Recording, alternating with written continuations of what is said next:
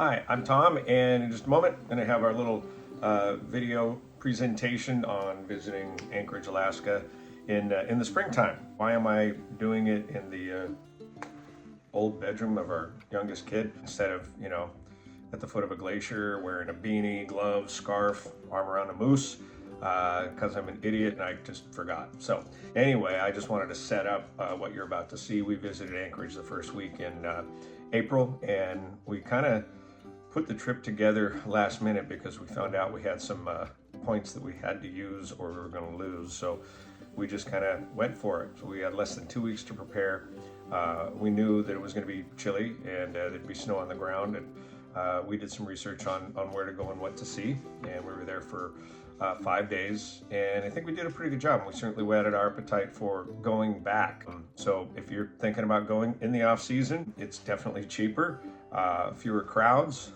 The roads were mostly okay, very little trouble there, and the mountains are just absolutely staggering because they're all still just covered in white. So without further ado, here's the video. And I'm starting with video we took leaving Anchorage because when we flew in, it was dark, and I wanted to show what it looks like to fly over Turnagain Arm, which is the inlet that Anchorage sits on. In spring, when all the ice is beginning to melt, it's really stunning. The inlet has one of the highest tidal fluctuations in North America. I think it's 30 to 40 feet a day, and because it's shallow and relatively narrow, the water moves through there almost like a river.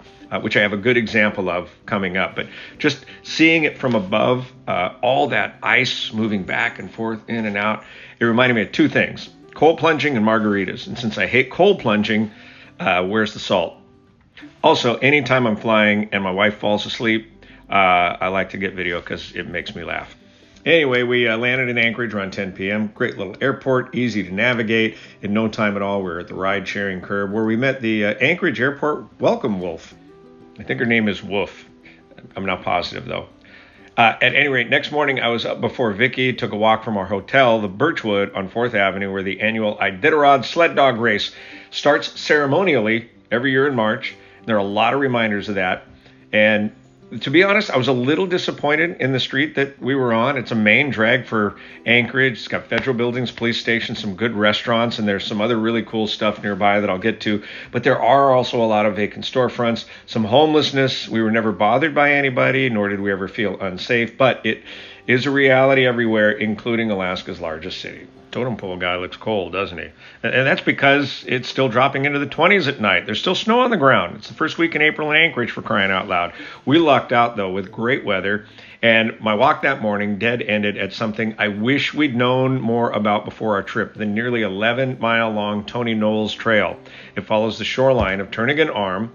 It goes from Anchorage to a place called Kincaid Park that we'll cover more later, and it allows for some terrific views of the inlet. And right now the ice flows.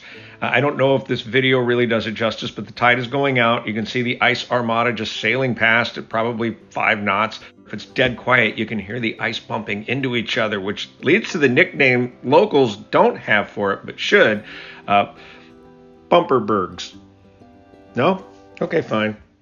After my walk, got back to the hotel, Vicky was ready to go, so we got directions from this helpful fella, and then we hoofed it a couple of blocks over to the absolutely wonderful Anchorage Museum, where before we went in, we were surprised at who else was hoofing it over there too. Quite literally, in this case. Like, what are we looking at here? A moose. Well, I know that, but like, is he like the... Looks like a she, and it looks like it's tagged. It's got a tag around it. Yeah, and they just wander in downtown Anchorage? Yeah. Cool. There you go. There she goes.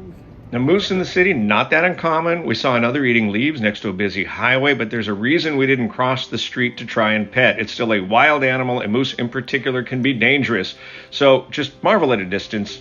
And speaking of marveling, there's a lot of that to do in the Alaska Museum. 4 floors with exhibits ranging from dog sledding to the Alaskan pipeline, Native American history. There's a fun temporary exhibit called Laughter in the North that features the sense of humor and playfulness of Alaskans, including these masks made by a Native American artist. His name is on the screen because I can't pronounce it.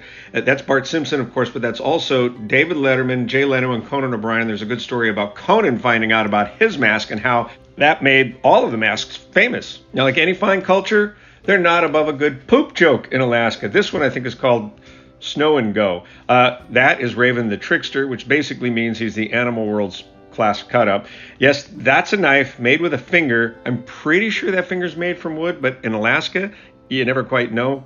And we can go back to this video and freeze it for just a second. You'll see that dancing tube man is actually a totem pole, and it's meant as a statement to the fine line between keeping one's culture alive while trying not to turn it into a holiday weekend sale at a used car lot. The artists in Alaska, native and non-native alike, are wildly creative and talented. Support them, and don't buy knockoff knickknacks just because they're a few dollars cheaper. And that's a perfect segue into my favorite part of the museum, an exhibit of carvings made from walrus ivory, something only native Alaskans are allowed to do. And here, their wildly creative talents are on full mind-blowing display. I'm just going to shut up and let you appreciate these incredible renderings.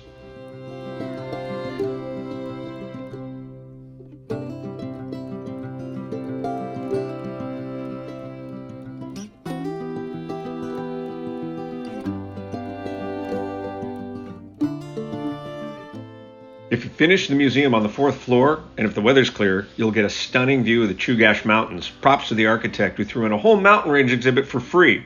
After that, it's out onto the streets, and remember what I said about buying knickknacks? Anchorage, Alaska, and it's 35 degrees and there's snow on the ground. The hotel has a pool, so Vicky is looking to buy a bathing suit. I think she wants something fur-lined. Oh, wait. And thankfully, Vicky passed in the Furkini. I already have a Duke. So we wandered down the street and revived ourselves with delicious reindeer dogs. They really were good. And I hope they used Coach Comet from the Rudolph Christmas special because he was unnecessarily harsh. Next, there was some shopping. But then we wandered over to the 49th State Brewery, which I'm a beer guy. Going back to the 1980s, I always love checking out new breweries wherever we're at. This place is top notch. Very good beer selection. Try the smoke and an excellent menu, including these pizzas by the end of our stay. Yeah, this is what we looked like. It was awesome. Now, that pic was taken on the brewery's sun deck. And while it wasn't quite sun deck weather, when it does get nice, wow, what a place to hang out. Wait for it. Yep, there's those mountains again. Wouldn't this be a great place to knock back a couple? We would have loved to have stayed, but we had to leave, get back to the hotel because we had a big day coming up in the morning. Trip to Whittier for a Glacier boat cruise with Salmon Berry Travel and Lazy Otter Tours. Our guide, terrific local dude named Derek, drove us up the Seward Highway, which parallels Turnagain Arm and offers up views that challenge even the most focused driver. Luckily, there's lots of turnouts. In summer, beluga whales are a common sight in these waters because they're following salmon back to the rivers and streams. This time of year, the ice-choked inlet has a different kind of beauty, one that speaks to seasonal transitions and landscapes reawakening. But if you do go this time of year, bring sunglasses because if the sun's out, it can be really, really bright. Finally, you reach the end of the inlet, you hang a left, and then you drive down a little ways and you park next to this beautiful frozen lake called Portage Lake. And we waited for our turn to pass through the Whittier Tunnel. It's a 2.5-mile engineering marvel carved straight through Maynard Mountain to the town of Whittier to make it easier for residents and commerce to come and go. It's one way. There's an alternating schedule. So if you rent a car, learn more about that ahead of time. There is also a toll. Here we go, guys. Welcome to Whittier. One cool factoid about this small port village, it's called the town under one roof because over 90% of the residents called this 14-story condominium high-rise home. The tower was originally housing for military personnel, but when they moved out, regular folks moved in. And it's fully self-contained, too. It's got a police station, a post office, a church, a market, and a school, all within its walls. But before you zip over to Zillow to see how much those condos cost, you should know Whittier gets between 145 and 197 inches of precipitation per year. It's one of the wettest places in America. But yeah, on days like this, it is lovely. By the way, those condos start at $125K. Pretty soon, it was off on a cold but spectacular boat ride up the Passage Channel, which is a fjord off of Prince William Sound. Our destination, Beloit and Blackstone Glaciers, which are at the head of another inlet, Blackstone Bay. Oh, and I just thought of a joke. If there had been cars back in Viking times, what kind would they have driven? Fjords. I know, I hate me too. Here's a fun fact about several Alaskan glaciers. They're named after prestigious private colleges.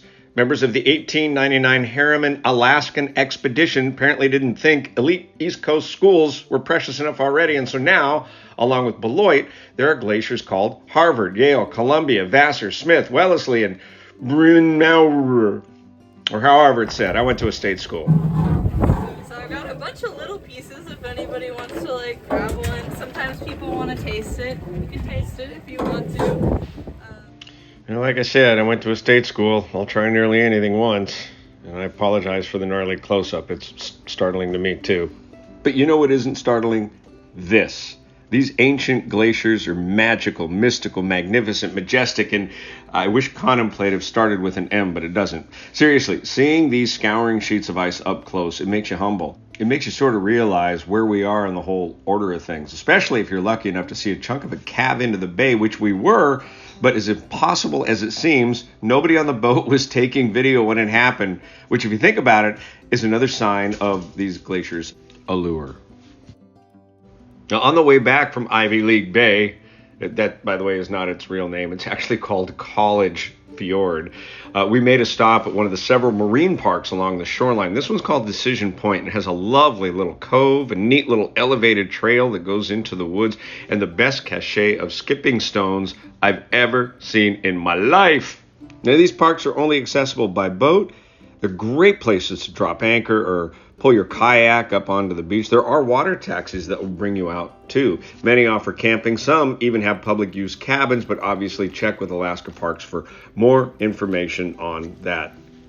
Look at that view. And so we wrapped up what was likely a top 10 all-time day for both of us, an assault on the senses in the best possible way, like being trampled by puppies. Before we move into our final day in Anchorage, quick travel hack for anybody who's also noticed the increasing lack of an important piece of furniture in hotel rooms. An annoying trend that I've noticed the last few times that we've traveled with hotels is they no longer have dressers, and you just kind of have to leave your stuff, willy-nilly in the suitcase or, racks over there, but you don't always have enough hangers. But I just improvised a solution. Feel free to borrow this idea.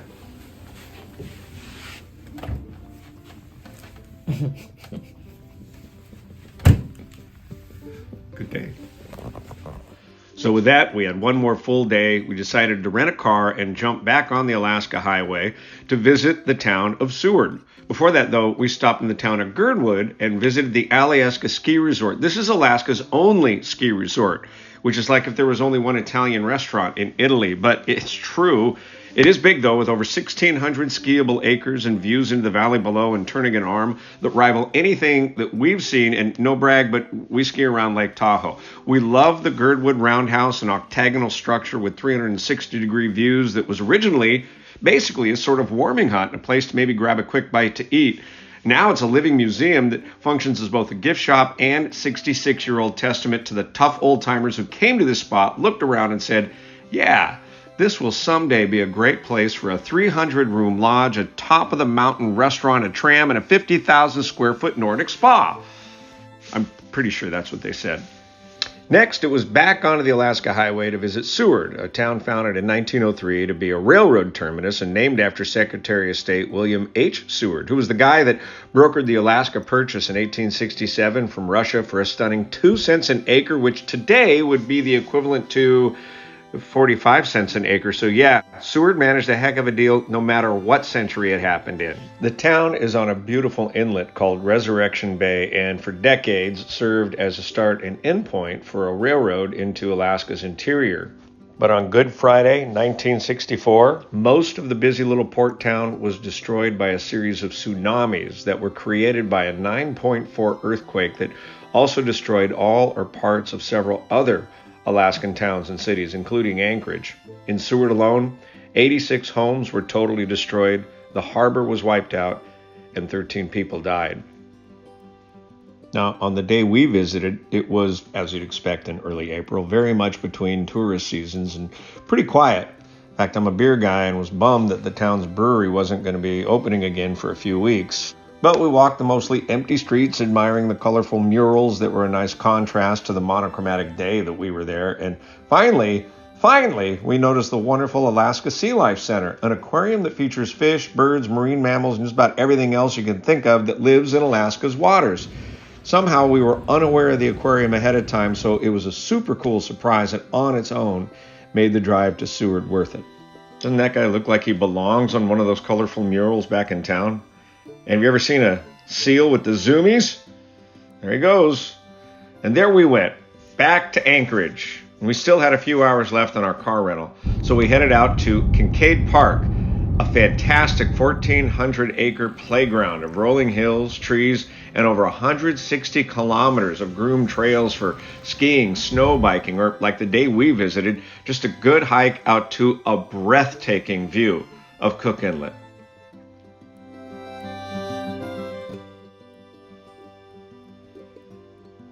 I mean, isn't that beautiful?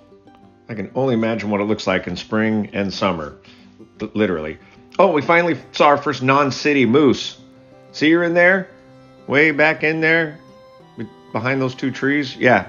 Anyway, next morning, it was time to head back home. And while we waited for our flight, we took a moment to reflect on what turned out to be a really great visit. Top 3 moments from the last 4 days. Go. Top 3. Boat trip to Prince William Sound. Turnagain, is that what it's called? Turnagain Arm. Turnagain Arm. I could drive that back and forth about 10 times a day. And I would say 3rd is probably the museum downtown. It was spectacular. Spectacular. Having never been to Alaska before, not to mention, while there's still snow everywhere, we didn't know what to expect. But my wife, Vicki, and I are growing more and more fond of traveling in the off-season. Plane tickets and hotels are cheaper, crowds are non-existent, service is better. Best of all, you get to go at a slower pace that allows more appreciation of place. Granted, if you hate cold or the risk of inclement weather, off-season travel probably ain't going to be your thing. But if you give it a try, you might be surprised, and you may even get to know some of the locals. I'm no expert on Alaska, but right now I feel like there's about a 40% chance we're going to get eaten by a bear and about a 75% chance we're going to get eaten by a moose.